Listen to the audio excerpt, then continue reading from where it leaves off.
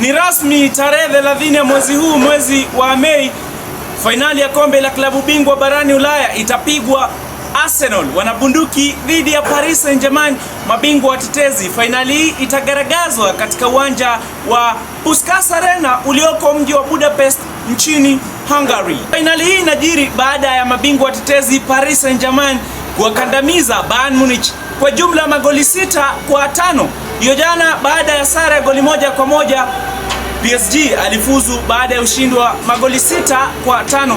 Nao Arsenal baada ya kuwabandua miamba wa Uhispania Atletico de Madrid kwa magoli 2-1 nyumbani na ugenini, iliwezesha wanabunduki hawa kutinga katika fainali ya kombe la klabu bingwa barani Ulaya. Na hii ni fainali ya pili ya Arsenal kufika. Mara mwisho ilikuwa ni miaka 20 iliyopita, mwaka 2006, na kwa wakati huo walitigwa kwa magoli 2-1 na Barcelona na Samuel Eto'o ambaye ni rais wa shirikisho la soka nchini Cameroon.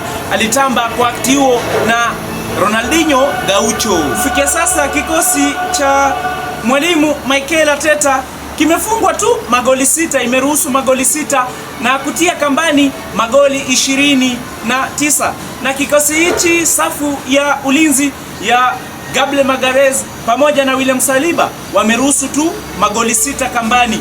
Hili linaonyesha uimara wa Arsenal msimu huu ndani ya klabu bingwa barani Ulaya. Aidha, timu hii haijapoteza mechi yote katika mechi 13 ambazo imecheza. Upande wa Paris Saint-Germain ambao wamefunga magoli 43 kufikia sasa na wameruhusu magoli 21, na Vichak Kvaratskhelia amecheka na wavu mara 10 kufikia sasa.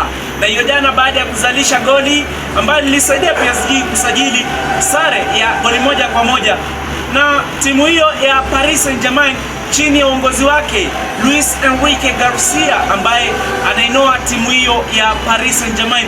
Na hii ni fainali ya pili mfululizo kwa timu hiyo ya PSG, miamba wa Ufaransa. Je, watalitetea ubingwa wao wa msimu wa 2025-24 msimu huu, au Arsenal wakaukata mzizi wa fitna na kumaliza ukame wao wa kutolibeba ligi kuu ya ligi ya klabu bingwa barani Ulaya? Na mara mwisho wawili wao kupatana ilikuwa ni msimu jana katika nusu fainali ya kombe la klabu bingwa barani Ulaya, na Arsenal walichezea sharubu za babu baada ya kutitigwa magoli 3-1 nyumbani na ugenini.